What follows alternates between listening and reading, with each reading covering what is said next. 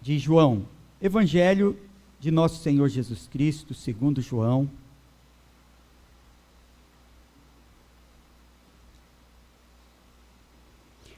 Capítulo 7, versículos 40 a 56.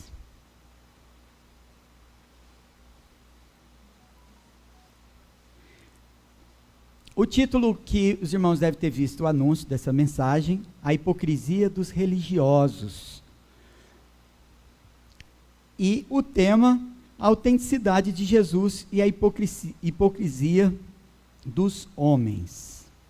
É bem provável que você tenha a hipocrisia com bastante desprezo, né? Mas Jesus Cristo era autêntico. Será que nós somos? Vamos ler a palavra do Senhor então, João, capítulo 7, versículos 40 a 44, depois até o versículo 53, diz assim, a partir do versículo 40. Então, os que dentre o povo tinham ouvido estas palavras, diziam, este é verdadeiramente o profeta. Outros diziam, ele é o Cristo. Outros, porém, perguntavam, porventura o Cristo virá da Galileia? Não diz a Escritura que o Cristo vem da descendência de Davi e da aldeia de Belém, de onde era Davi? Assim houve uma dissensão entre o povo por causa dele. Alguns dentre eles queriam prendê-lo, mas ninguém lhe pôs as mãos. Os guardas voltam sem Jesus. João 7, então, versículos 45 a 53, continue acompanhando comigo. Voltaram, pois, os guardas à presença dos principais sacerdotes e fariseus, e estes lhes perguntaram, por que não trouxeste? Responderam eles, jamais alguém falou como este homem. Replicaram-lhes, pois os fariseus, será que também vós fostes enganados? Porventura creu nele alguém dentre as autoridades ou algum dos fariseus? Quanto à plebe que nada sabe da lei, é maldita.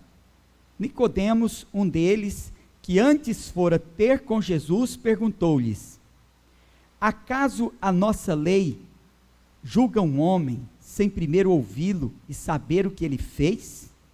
Responderam eles, dar-se-á o caso de que também tu és da Galileia? Examina e verás que da Galileia não se levanta profeta. E cada um foi para a sua casa. Vamos orar mais uma vez? Senhor Deus e Pai, Deus Todo-Poderoso, obrigado, Senhor Deus, pela Tua palavra. Continue falando, Senhor, aos nossos corações e nos instruindo pela palavra da verdade que acabamos de ler. Conduza, Senhor, a nossa meditação para a nossa edificação, conferindo nas Escrituras, ouvindo a Sua voz para nosso crescimento espiritual. Em nome de Jesus. Amém. Irmãos, a pregação e os sinais que Jesus realizava, provocou uma divisão entre os fariseus, esse grupo religioso no interior do judaísmo, que é a religião dos judeus, os israelitas. Nesse momento, então, o grupo está dividido, com opiniões divergentes sobre Jesus. E percebemos no Evangelho, então, o que incomoda nosso Senhor? A hipocrisia dos religiosos. Em todo o Evangelho, mais do que a imoralidade das prostitutas, mais do que a corrupção dos funcionários públicos do Império Romano, a hipocrisia dos fariseus foi o pecado mais combatido por nosso Senhor Jesus Cristo. Isso nós conferimos nos Evangelhos. A santidade de Jesus não pode, na verdade, né? Não pôde nesse tempo e não pode transigir com a hipocrisia dos religiosos. E Jesus não evita confronto. Então Deus quer que nós andemos humildemente com nosso Deus e em sinceridade no caminho como servos fiéis. Então faz tempo, irmãos, quando no início do meu ministério nessa igreja, há muito tempo, quem se lembra que estava aqui, eu ensinei 4 características da igreja que nós desejávamos, da igreja que a gente pretendia fosse daquele tempo em diante. Essa igreja, ou essa igreja ideal aqui, ela tem 4 características principais. Vamos ver quem se lembra. Autêntica, reformada, atual e transformadora. Isso durante muito tempo estava escrito no boletim dominical. Antes de trocar a logomarca da igreja, tinha uma fotografia, né? Uma logomarca que tinha essas palavras, autêntica, reformada, só que no lugar de atual estava moderna. Então hoje eu considero que atual é uma palavra mais adequada aqui, certo? Então, uma igreja, primeiramente, com uma cultura de autenticidade. Também é uma igreja identificada com a reforma protestante, porque estamos sempre voltando à Bíblia para manter nossa fidelidade, segundo o princípio reformado. Igreja reformada, sempre se reformando. Hoje os irmãos sabem que é o dia da gente reportar a data de 31 de outubro de 1517. Foi o dia que Deus, por sua soberania, usando um homem, Martim Lutero, começa a reforma protestante pregando, este homem pregando na porta da catedral de Wittenberg, as suas 95 teses. Daí para frente, o mundo mudou bastante. A Idade Média é marcada pela queda de Constantinopla, é o início da Idade Moderna, né? Mas, tão logo acontecia na Europa a reforma protestante. Então, o mundo mudou muito depois desse ato. Então, hoje faz 505 anos da reforma, sempre atual, proclamando o evangelho que transforma vidas e realidades, como nós vimos na história, realidade das pessoas, a realidade das sociedades da Europa naqueles dias. Então, essas qualidades, elas sempre foram qualidades desejáveis para a igreja. Nos habilitam também a receber as pessoas na igreja com uma saudação em forma de convite. Bem-vindos à convivência sem hipocrisia em um ambiente de autenticidade. E a Bíblia está cheia de condenação à hipocrisia de pessoas religiosas. Então a hipocrisia é um problema, é um pecado que sempre vai insistir em mostrar a sua cara feia, e provavelmente isso aconteça dentro da igreja também. Mas ela não é a regra. Ela é um desvio desse caminho. Então a ideia de viver uma vida sem hipocrisia significa que nós não podemos ser pessoas falsas, mas sinceras. Isso assusta muito, por causa da cultura de hipocrisia que a gente gosta.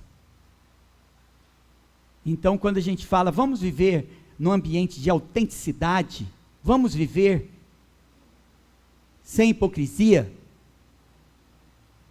em verdade, isso é aterrorizante para a gente gosta da hipocrisia.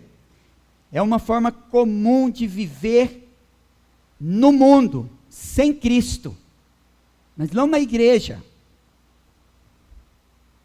Então nós devemos evitar que nós mesmos caiamos como novos fariseus no pecado da hipocrisia. Porque, como vimos, é o pecado que Jesus Cristo mais combateu nos evangelhos. Então, mesmo que isso te cause arrepios, e você não sabe nem lidar com isso, porque você foi absorvido pela cultura do mundo, então você sabe muito bem ser hipócrita. Mas viver em autenticidade é uma coisa nova que talvez você tenha que aprender. Sua hipocrisia, a hipocrisia dos fariseus nos dias de Jesus, era agravada pelo conhecimento que eles tinham, porque eles eram conhecedores da palavra de Deus, e também pelo orgulho da religiosidade deles.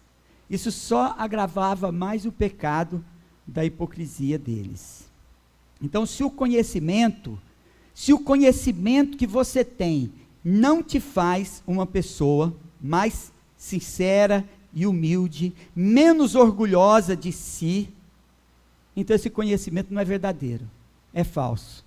E a sua religião também é falsa. Então nós devemos aprender, diante da sabedoria infinita e do conhecimento ilimitado de Deus, que nosso conhecimento das coisas visíveis e invisíveis é muito finito e limitado, mas Deus conhece todas as coisas. Ele sabe quem nós somos. Então, diante de Deus, não temos outra escolha senão viver sem hipocrisia. Nos apresentarmos diante de Deus como nós verdadeiramente somos. E é possível. Em Cristo Jesus, nós podemos chegar diante de Deus, diante do trono da sua graça, reconhecendo que nós somos pecadores. E até o problema da hipocrisia reincidente, insistente, precisa ser reconhecido, para você começar a fazer um pouco de progresso nessa vida e não terminar os seus dias como um crente hipócrita, um novo fariseu, ofendendo a Cristo com o seu proceder infiel. Então, o ser humano, ele é quase sempre tomado pela vaidade do conhecimento. Ele finge o tempo todo, ele se gaba do conhecimento, do preparo. E aí, quando ele sabe que algumas coisas são impróprias para ele como cristão, ele começa a fingir ser uma pessoa que ele não é. O que é mais grave ainda do que os seus próprios pecados. Mais grave do que o seu pecado é você posar de que é melhor do que os outros, orgulhoso na sua falsidade, falsa religiosidade, falsa pureza, falsa santidade. Então, o homem se ensoberbece às vezes com o exibicionismo para parecer mais conveniente, outras vezes ele assume a regra proverbial. Provérbios 17, 28 diz assim: até o estulto, quando se cala, é tido por sábio, e o que cerra os lábios por sábio. Então todos nós temos muito que aprender. O que é ganhar? Quando nós assumimos o tamanho da nossa ignorância, a gente começa a sentar para aprender. Quando a gente assume os nossos pecados, então a gente começa a parar de se esconder. E a gente começa a tratar com o nosso pecado de uma forma mais honesta. E a gente começa, então, a se libertar. A sua libertação começa com o reconhecimento da sua miséria. Revista-se da humildade do discípulo. O que é melhor do que ficar nessa postura, que se pode denominar, né, do novo fariseu, como um religioso hipócrita dos dias de hoje, que Jesus também detesta. E não deixa de confrontar. Os sacerdotes e fariseus, irmãos, eles não tinham tanto conhecimento. Então, por que eles foram reprovados por Jesus? O que faltou para que eles estivessem realmente no conhecimento de Deus? Porque facilmente nós encontramos toda sorte de pecadores arrependidos. Nós encontramos ex-ladrões, ex-assassinos, ex-prostitutas, ex isso, ex aquilo, não é verdade? Com frequência. Mas um ex-fariseu é algo muito difícil de encontrar. Um ex-hipócrita é algo muito difícil de encontrar. Exatamente aí está, né? A tentação do fariseu é que ele pensa que ninguém sabe, mas Deus sabe. Do hipócrita é que ele pensa, que ele convence Deus e o mundo de que ele é perfeito. Então ele não consegue se libertar do pior pecado. Então talvez você um dia testemunhe. Eu era um fariseu, mas Cristo tirou de sobre mim a capa da hipocrisia e me libertou. Então, com a graça de Deus operando transformação dentro de nossos corações, nós podemos parar de fingir e sermos autênticos. Quando a gente para de fingir e a gente assume essa autenticidade, a gente começa a conviver em comunidade de uma forma interessante. A gente começa a descobrir que os caminhos que uma irmã chega e confessa que ela trilhou, a gente começa a falar assim, eu também trilhei por esses caminhos, andei nesses lugares sombrios. E um irmão chega e compartilha que tem alguma dificuldade de se libertar de algum vício infeliz, né? Aí a gente pode dizer assim, eu também luto contra essas inclinações pecaminosas. Eu também sou carne. O pastor também peca. O pastor também passa por tentação.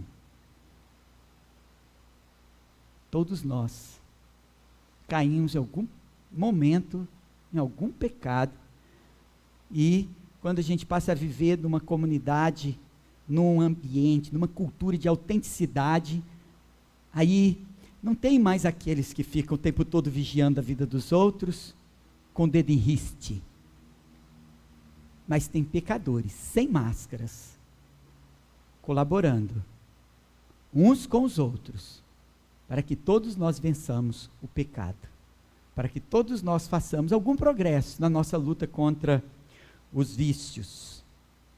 Então nós encontramos nesse texto, pelo menos 3 verdades que relacionam o orgulho do conhecimento e a hipocrisia religiosa dos fariseus.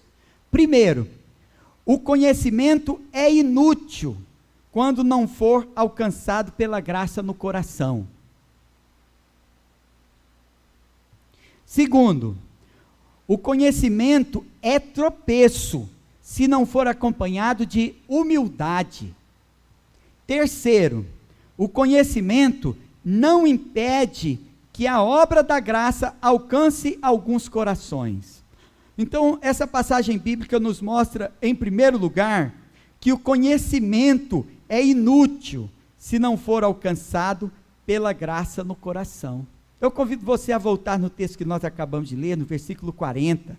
João 7,40 diz: então, os que dentre o povo tinham ouvido estas palavras, diziam: este é verdadeiramente o profeta. Irmãos, o texto diz claramente que alguns ouvintes reconheciam o Senhor como o profeta. Veja no versículo 41, outros diziam, ele é o Cristo. Outros, porém, perguntavam, porventura, o Cristo virá da Galileia? Então veja, irmãos, que outros o reconheciam como o Cristo, o Messias esperado pelos judeus. Eles sabiam onde ele devia nascer, talvez fosse do conhecimento deles, de pelo menos alguns, que Jesus Cristo tinha nascido exatamente em Belém. O que confirma a profecia, que o Messias haveria de nascer em Belém. Embora não fosse esse o motivo de crerem, o motivo de crerem era a graça de Deus nos seus corações. Veja no versículo 42, diz, não diz a Escritura que o Cristo vem da descendência de Davi e da aldeia de Belém, de onde era Davi? Então alguns, pensando que Jesus tinha nascido ali mesmo na Galileia, eles negavam que Jesus fosse o Messias, mas Jesus Cristo era o herdeiro legítimo do trono de Davi. Eles de repente falaram assim, não, ele não pode ser o Messias, porque o Messias não vai nascer na Galileia. Mas se eles fossem esclarecidos que Jesus Cristo não nasceu na Galileia, Jesus Cristo nasceu em Belém, ele estava residindo na Galileia, eles arrumariam outro motivo para rejeitarem Jesus, porque não seria este o motivo para que crescem. Eles só poderiam crer se a graça de nosso Senhor estivesse operando dentro de seus corações. Então, quando você encontra alguém que não tem a graça do Senhor Jesus Cristo para que creia, por mais que você remova cada obstáculo que ele arruma, ele busca outro para colocar no lugar, para negar quem é Jesus. Então no versículo 43 diz, assim houve uma dissensão entre o povo por causa dele. Versículo 44, alguns dentre eles queriam prendê-lo, mas ninguém lhe pôs a mão. Veja que os fariseus, sacerdotes e fariseus, eram autoridades da religião, e naquele tempo o templo e o palácio estavam ao lado, e também os sacerdotes recebiam a côngrua do Estado, de Herodes, do rei Herodes, e também tinham uma estrutura de poder com guardas, soldados, sob suas ordens, e eles enviaram para prender Jesus.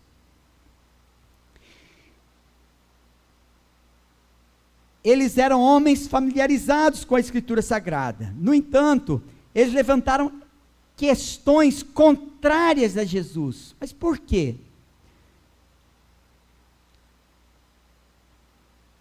Porque os seus olhos não eram santos, porque os seus corações não tinham sido purificados pela obra do Espírito Santo.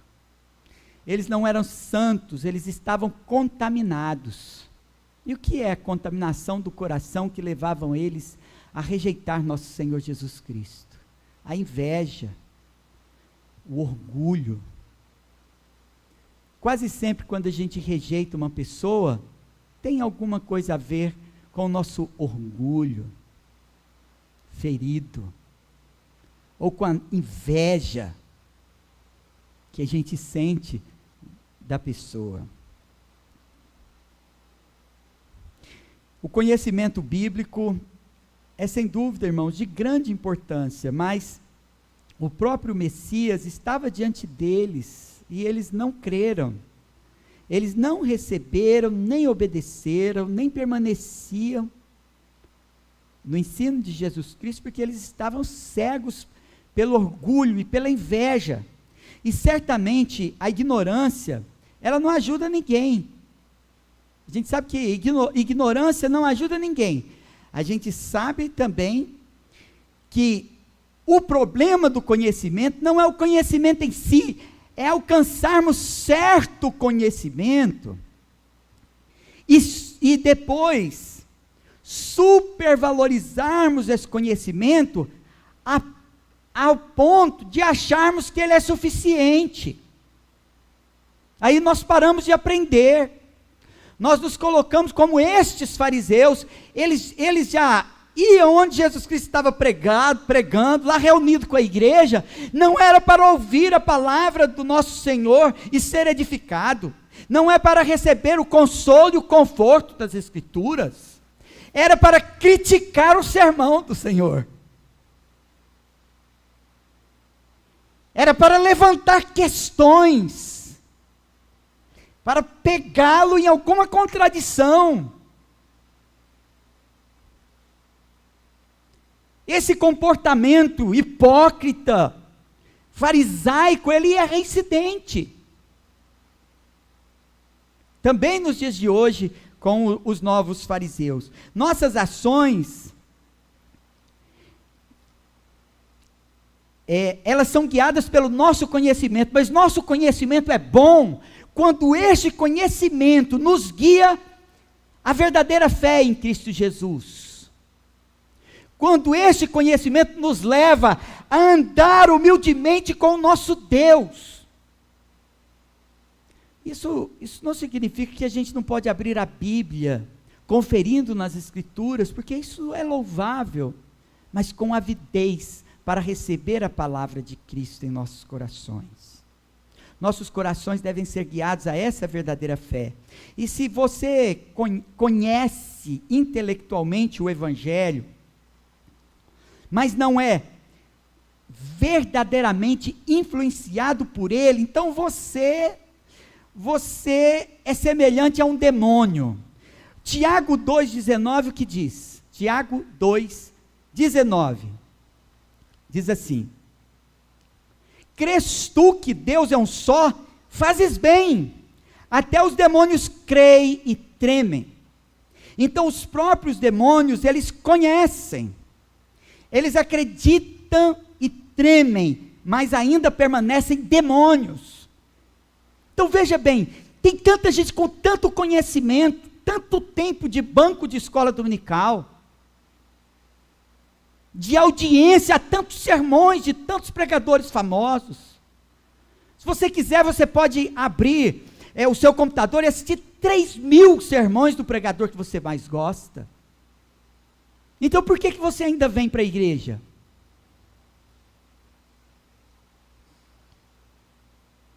Você vem para a igreja para andar humildemente com seu Deus.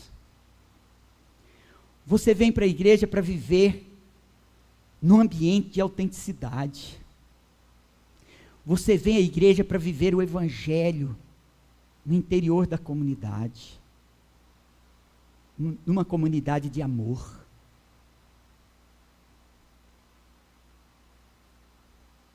Aprender a amar, como o Senhor Jesus Cristo amou. Perdoar o seu irmão. Chamar de irmão o seu inimigo. Rival. Ou amigo. Companheiro na hora da dor.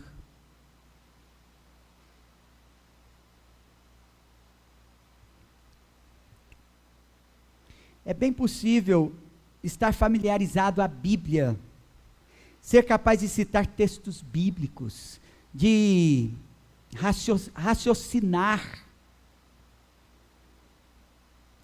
de até argumentar com argumentos cristãos, e permanecer morto espiritualmente.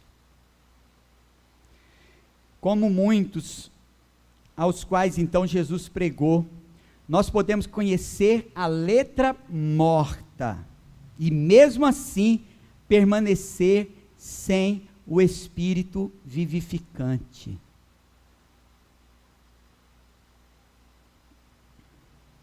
Sem fé, sem confiança, sem Deus.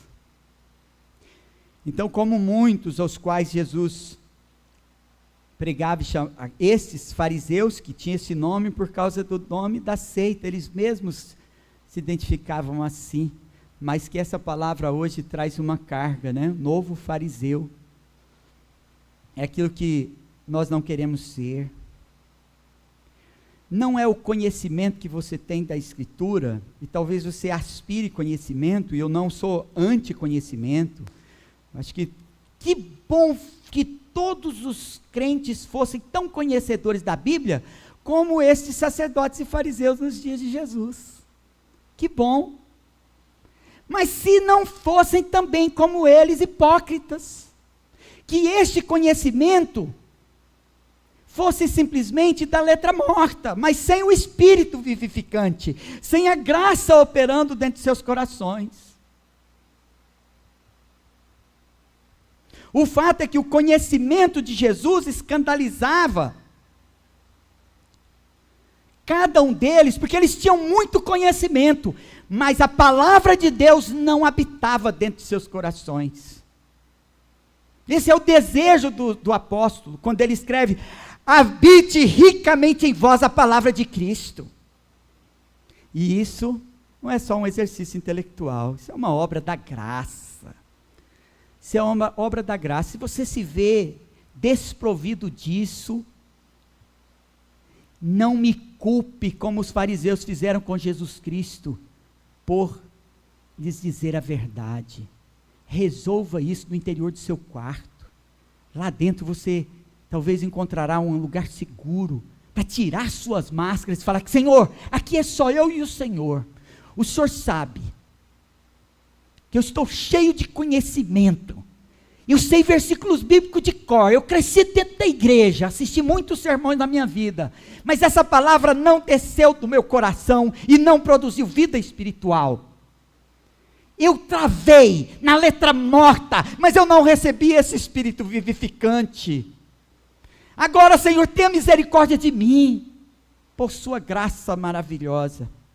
Você pode ser ignorante de grego, de latim, de hebraico, matemática e de todas as ciências do mundo. Isso não tem problema nenhum. Você não será condenado por não ter esse conhecimento. Mas com pouco conhecimento e cheio da graça de Deus no seu coração, se esse conhecimento suficiente for acompanhado pela graça em seu coração, então você será salvo. Então, irmãos, primeiramente nós vimos que o conhecimento é inútil se não for alcançado pela graça no coração. E a segunda verdade, então, que nós encontramos nessa passagem é: o conhecimento é tropeço se não for acompanhado de humildade. Então veja, amados irmãos, no versículo 45, diz assim: voltaram, pois, os guardas à presença dos principais sacerdotes e fariseus, e esses lhes perguntaram: por que não o trouxestes? Ora, por quê? Porque eles receberam a ordem, eram homens armados, soldados da guarda do sumo sacerdote: vão lá e traz esse profeta. É simples. Se alguém tivesse que vir aqui me prender, era só entrar, algemar e levar. Era tão simples. Os guardas ficaram impressionados, irmãos, porque o que eles ouviram não foi um discurso qualquer, não foi uma exibição de conhecimento, mas de poder espiritual. Veja que eles voltaram sem cumprir a ordem de prenderem a Jesus. Então eles relataram, veja no versículo 46, jamais alguém falou como este homem. E o modo de Jesus falar não é o caso, irmãos, porque é claro que Jesus Cristo combinava alguns fatores no seu modo de falar. Ele combinava ação, voz de autoridade e a entrega das coisas exatas que as pessoas tinham que ter conhecimento. Então, o conhecimento dele era um conhecimento que ele pregava com a própria vida, era um conhecimento também que ele pregava com uma voz de autoridade, e também era fiel. O conhecimento que ele anunciava, a sua doutrina, não transigia de acordo com o gosto do freguês, não. Ele falava a verdade que tinha que dizer, mesmo que causasse dor naqueles que tinham que ouvir. Então, no versículo 46, nós vimos: jamais alguém falou como este homem. Ficou evidente, então, irmãos, que eles não tinham humildade, aqueles fariseus, sacerdotes, porque eles não viram o que essa guarda viu, porque eles não conseguiam ver o que o povo via, e ali o ouvia admirados. Porque eles não ouviam o que a guarda ouviu, que reconheceu nele autoridade espiritual, que eles não tinham humildade para reconhecer Jesus. Eles se achavam muito maiores do que ele. É muito difícil ouvir alguém ensoberbecido que se impõe acima dos seus irmãos, mas Jesus Cristo era encarnado, servo do Senhor, muito humilde, mas falava com autoridade. E eles reconheciam a sua posição. E se pôr para ouvir e aprender é um ato de humildade. E eles não podiam, porque eles eram cheios de si. Eles eram cheios do próprio conhecimento para receber algo novo da parte do Senhor. Eles eram carnais demais para discernir um conhecimento espiritual. Veja o que diz no versículo 47. Ainda diz assim: replicaram-lhes, pois, os fariseus: será que também vós fostes enganados? Então veja que se não fosse o conhecimento deles, se o discurso dele não fosse o discurso que os fariseus tivessem certificado, então era engano. Tem muita gente orgulhosa de seu conhecimento, reputando as pessoas por suas convicções, e as outras todas como ignorantes. O narcisismo de muitos irmãos impede essas pessoas de aprender, de receber a palavra de Deus, porque não é a sua própria autoridade, mas a autoridade do outro.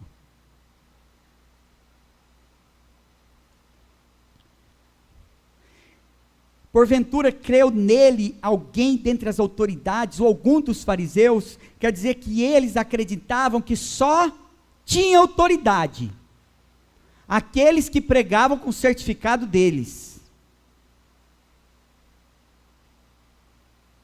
Então esse tinha autoridade.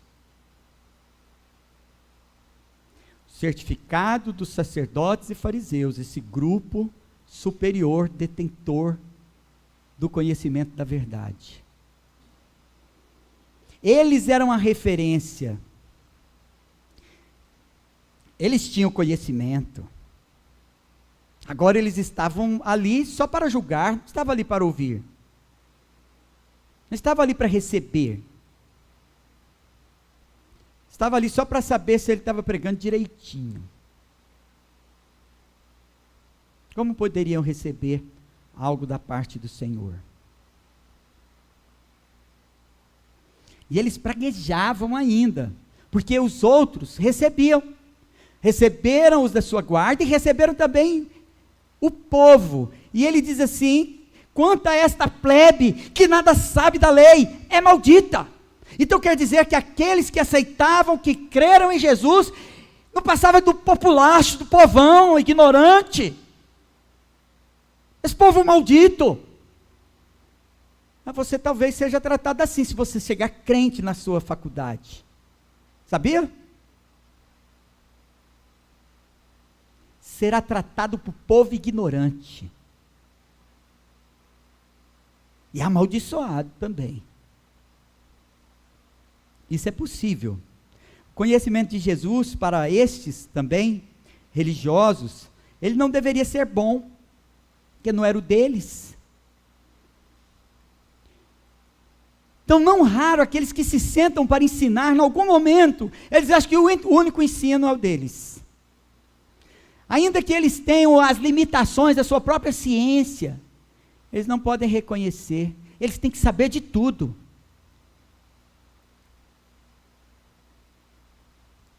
E não raro a gente vai ver professor de física ensinando sobre Deus e os profetas.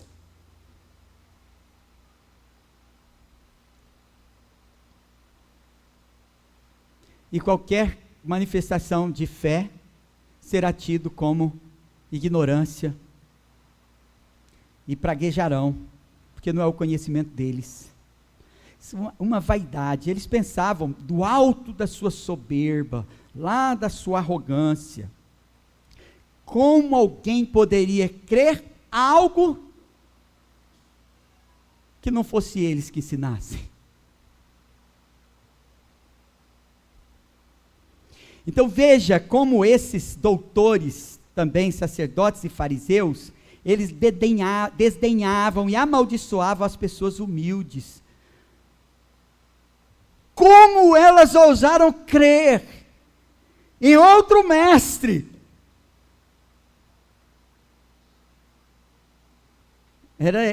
Era isso que eles pensavam do alto da sua soberba, da sua arrogância.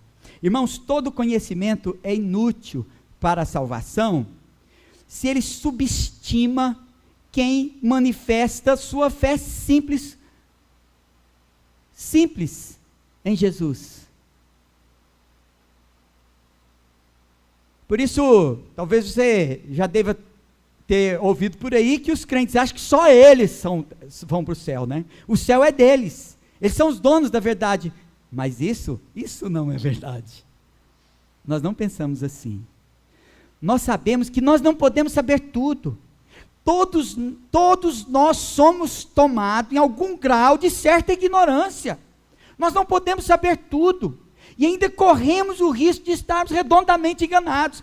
Apenas uma fé simples, sincera, em nosso Senhor Jesus Cristo, que se rende ao Salvador, pela graça somente, é suficiente para que essa pessoa seja salva.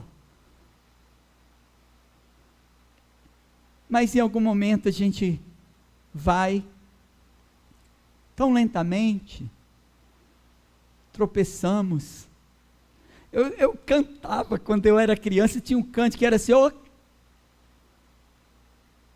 tropeça aqui, ou, quem já ouviu isso? Cai acolá, mas de novo levanta e começa a cantar. A vida do crente. Nós não somos santos para não sermos passíveis de cair. Nós não somos Deus para ter pleno conhecimento a ponto de não termos que repensar, voltar às Escrituras, debater os temas da nossa religião, da nossa fé em nosso Senhor Jesus Cristo. Então, Jesus Cristo tinha um modo diferente de falar. Não era como alguns professores universitários, intelectuais, ateístas, que eles também ficam irados quando alguém ousa crer, apesar de todos os seus argumentos filosóficos, de sua lógica implacável. Jesus tinha um modo diferente de falar, que a multidão não estava acostumada. Como é dito em outro lugar, Mateus 7, 29.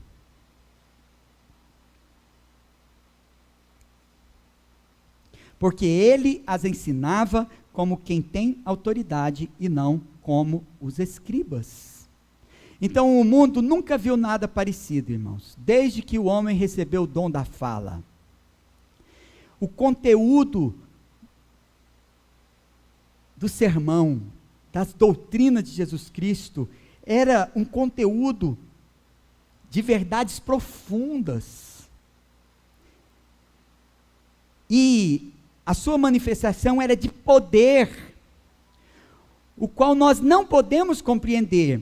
Seria bom, irmãos, se os ministros do Evangelho hoje em dia pregassem como Jesus Cristo pregava. Alguns tentam imitar, aí se utilizam de linguagem bombástica, fazem um discurso teatral, mas é diferente de seu mestre, porque o conteúdo dos sermões de Jesus era simples para uma criança entender.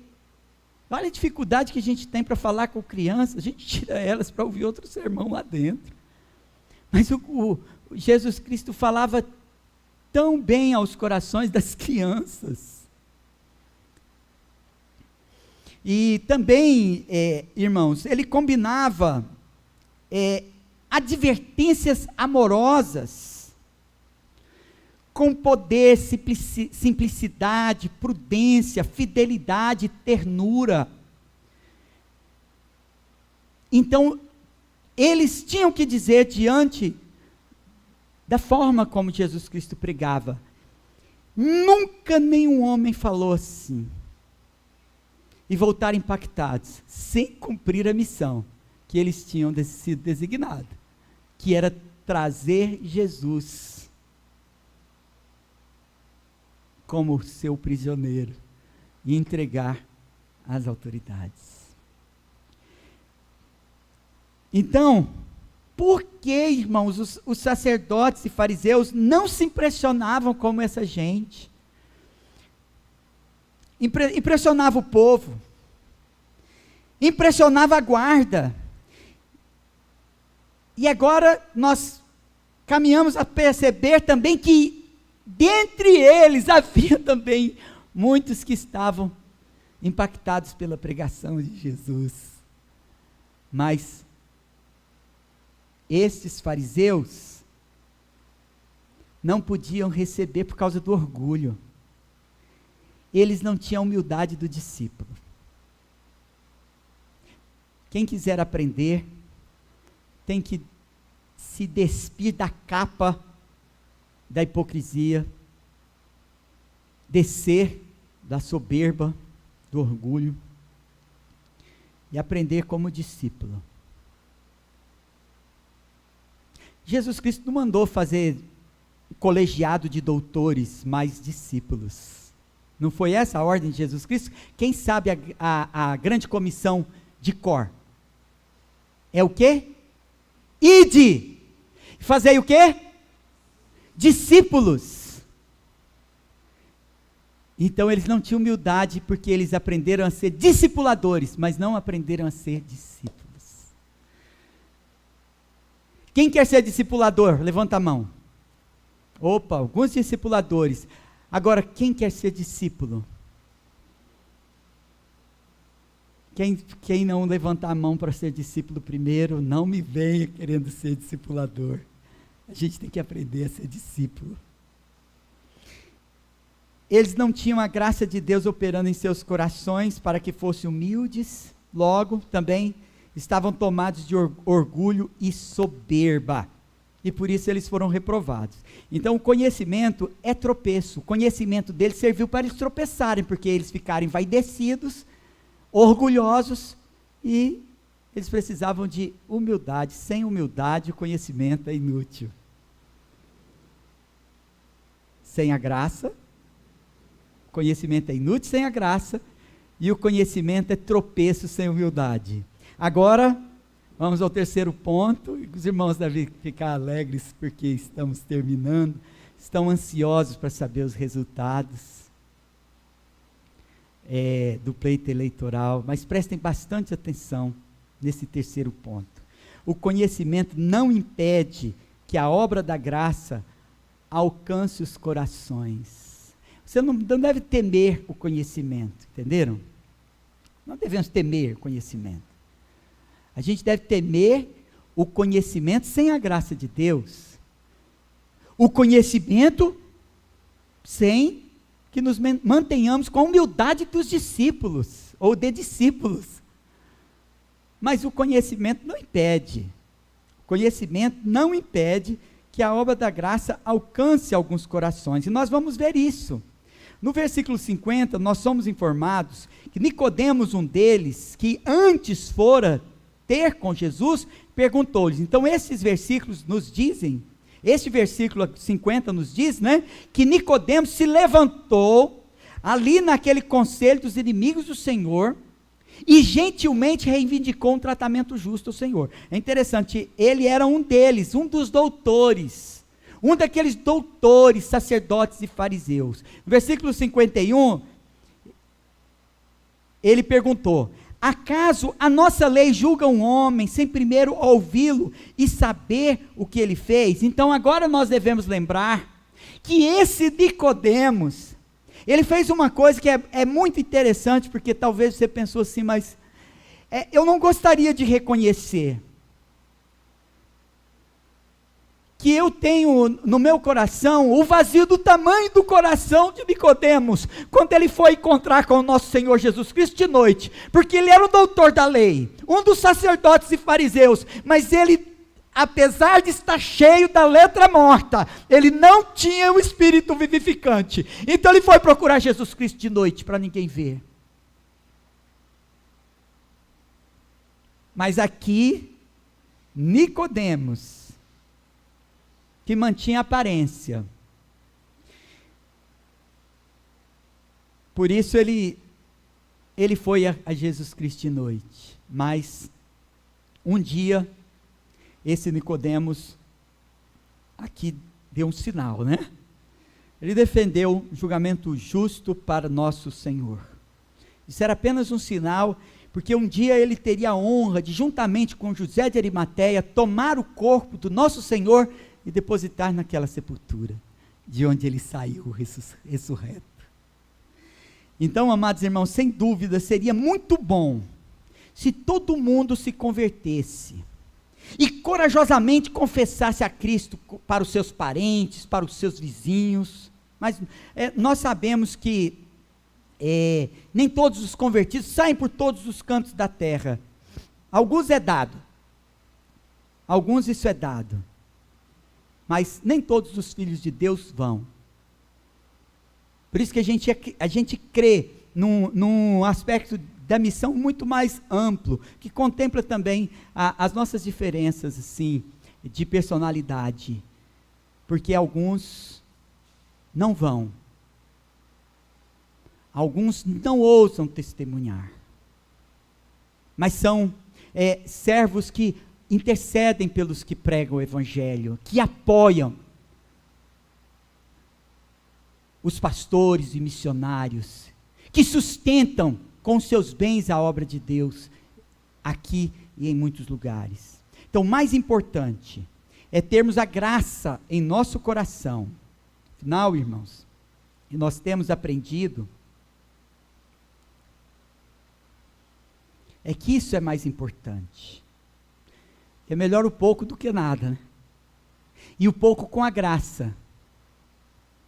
Mas aí você, também do alto da sua soberba e arrogância, supervalorizando a sua experiência, você julga os seus irmãos.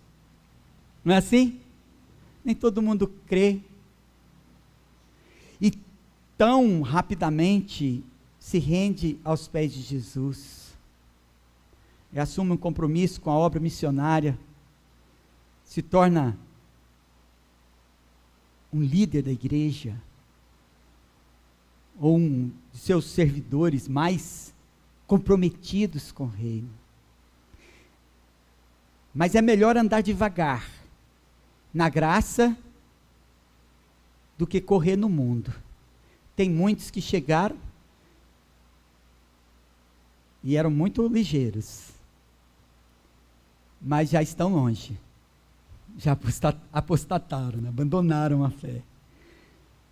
Mas, irmãos, louvado seja Deus por alguns que estão seguindo nesse caminho, mas só na misericórdia. Daqueles que tropeçam aqui, cai acolá, mas tão logo levanta e começa a cantar. Perseveram, só pela misericórdia. Mas eles não desistem, porque Deus não desistiu deles. Eles vão devagar, e sempre. Mas Deus não desistiu deles. Talvez você seja um desses. Quando você olha a galeria dos heróis da fé, você fala assim: eu sou o anão. Martinho Lutero dizia que ele era um anão nos ombros de gigantes, quando ele fazia menção dos seus pais na fé. Eu sou um anão que nem subi nos ombros dos gigantes.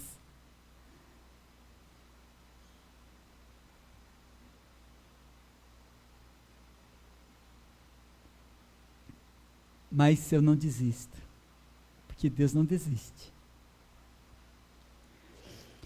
Então, nós devemos seguir sabendo que nosso Senhor persevera conosco. E nós percebemos, irmãos, que eles ali, depois de ouvirem o que Nicodemos defendia Jesus, eles responderam: dar-se ao caso de que você também é da Galileia? Examina e verás que da Galileia não se levanta nenhum profeta. Mas eles ficaram hesitantes. Talvez mandar que os guardas voltassem e o trouxessem. Mas perceberam que havia oposição entre eles, e eles estavam divididos com relação a Jesus, por causa da intervenção de Nicodemos nesse momento. E não era o momento de nosso Senhor seguir para a cruz para morrer pelos nossos pecados. Não havia chegado a hora. Por isso, a conspiração naquele momento encerrou. E versículo 53 nos informa que cada um foi para a sua casa. Os doutores, sacerdotes e fariseus, eles ficaram muito frustrados com a adesão a Cristo por parte do povo, dos da sua própria guarda, e agora também dentre os membros deste grande conselho dos judeus. E isso fez com que parasse de conspirar por esse momento. Então, tudo isso aconteceu segundo a vontade de Deus, que chegaria o tempo de Jesus Cristo morrer pelos nossos pecados. Então, no ambiente intelectual racionalista, irmãos, como a gente percebe, a graça de Deus não fica sufocada. E a experiência das pessoas é diferente. Porque muitos creram em Jesus e logo deixaram tudo e o seguiram. Esses ficaram impactados e voltaram então e deram testemunho. Nunca ouvimos ninguém falar como este homem. Mas esses estavam ali em silêncio, seguindo ao nosso Senhor Jesus Cristo de longe. E nós somos informados que muitos outros seguiram nosso Senhor Jesus Cristo de longe, entre os primeiros cristãos. Por isso, irmãos, cuidado, nós não podemos formar opinião a respeito de muitos outros cristãos, para não condenarmos alguém por causa de uma experiência de fé diferente da nossa, de uma resposta em um tempo diferente do nosso, de um progresso e engajamento diferente do nosso, de uma vocação e serviço diferente. Nós não podemos fazer juízo precipitado, mas glória a Deus, irmãos, que alguém esteja vivendo só pela misericórdia, mas perseverando na fé até hoje, não é? Graças a Deus.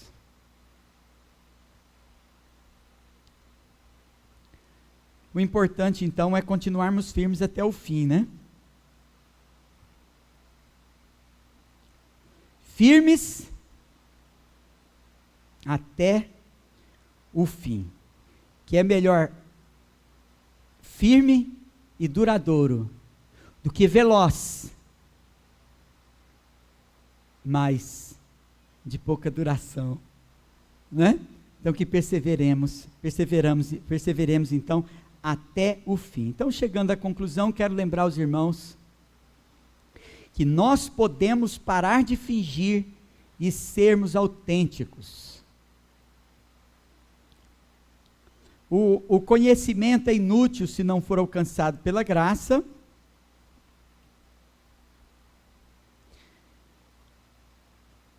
No coração. O conhecimento é tropeço se não for acompanhado de humildade, e o conhecimento não impede que a obra da graça alcance alguns corações. Então, o conhecimento alcançado pela graça no coração, ele nos faz discípulos, nos faz alunos, para aprendermos com toda a humildade. E o conhecimento com humildade é o que nos põe ao grau mais elevado que um cristão pode ter, que dá a ele a capacidade de se sentir ignorante e sedento da palavra de Deus, para que ele seja mais aplicado e buscar mais e mais, pedir misericórdia e graça e aprender cada dia a palavra de Deus mais e mais, né? Então o conhecimento, ele não impede que a obra da graça alcance nossos corações, mas nós sabemos que a simplicidade, ela fala muito mais alto do que, às vezes, a vaidade do conhecimento que muitas vezes a gente tem. Então nós vimos nessa passagem que todos podem crer em Cristo. A massa, o povo, sem instrução, que foi amaldiçoado aqui por estes sacerdotes e fariseus, porque creram em Jesus. Também aguarda que, ainda que tivesse sob ordens de ímpios, daqueles que não creram em Jesus, eles se viram impactados pela pregação. Então muitos creem.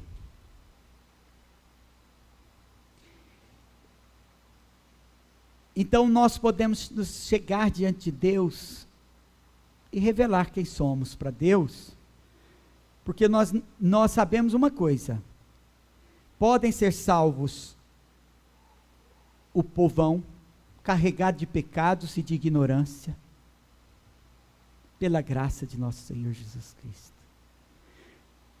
Também com toda a humildade, a guarda do sumo sacerdote, e também muitos dentre os doutores creram. Mas uma coisa nós sabemos, irmãos: os hipócritas não podem. Os hipócritas não podem. Porque não é possível fingir diante de Deus. É preciso chegar diante de Deus com fé sincera. É preciso chegar diante de Deus sem fingimento, para que comece a experimentar algo verdadeiro na presença de Deus. E quando eu digo assim que os hipócritas não podem, eu não estou limitando a graça de Deus, eu estou dizendo que quando a graça de Deus entra dentro do nosso coração, ela quebra a nossa hipocrisia, ela dobra os nossos joelhos. Nós nos arrependemos dos nossos pecados, nós confessamos a Deus.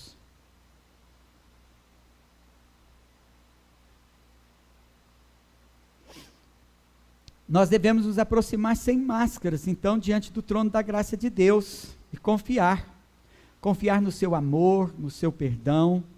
Então, Cristo morreu na cruz por nós verdadeiramente, e aqueles que serão salvos são aqueles que verdadeiramente chegam diante de Deus humildemente, com sincero arrependimento de seus pecados, e fé não fingida. Então é um grande obstáculo a hipocrisia. Por isso que nós não vamos ver nenhum hipócrita, senão pecadores arrependidos. Ah, mas e agora? E eu, pastor, que sou hipócrita? Ainda pode arrepender-se do seu pecado. O caminho para o hipócrita é o mesmo caminho para todos os pecados morais que você abomina tanto. Você acha que seu fingimento não atrapalha nada, né? Antes seu pecado fosse escandaloso para você parar de fingimento. O caminho para arrependimento do hipócrita passa pelo mesmo caminho que leva todos os pecadores a Deus. Crê no Evangelho. Arrependei-vos, porque é chegado o reino de Deus. Amém. Senhor Deus e Pai, Deus Todo-Poderoso, obrigado, Senhor Deus. Senhor, ajude-nos, ó Deus, a vencer em nós a tentação de querer parecer melhores do que nós realmente somos aos homens.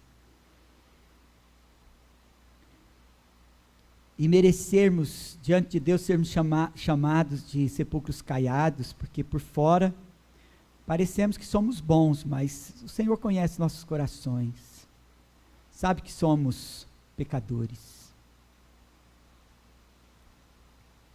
Que a cada dia, ó Pai, reconheçamos que somos pecadores, para que recebamos também aqueles que vêm com seus próprios pecados, e a gente tem arrepios, ou finge arrepios, porque bem sabemos quem somos, e que muitas vezes somos piores. Senhor, se Paulo dizia que dos pecadores ele era o maior, nós sabemos, Senhor, pelo menos eu sei, que eu não tinha nascido ainda. Senão eu diria, não, Senhor, não, apóstolo Paulo, o Senhor não é o pior, eu sou muito pior do que o Senhor. Perdoa, Senhor, os meus pecados, para que eu receba, Senhor, a aplicação do sangue, com a sua graça purificadora, com o perdão dos meus pecados. Eu possa viver humildemente com o Senhor, reconhecendo dia a dia a minha necessidade da sua graça e misericórdia. E o Senhor conosco, perseverando na sua obra, todos os dias, nos aperfeiçoando, até completar a sua obra, até o dia de Cristo Jesus, ou quando o Senhor, aprove ao Senhor nos tirar desse mundo, Senhor. Mas até lá, Senhor Deus, com o Senhor, humildemente, dependentes da sua graça e misericórdia, até a consumação dos séculos.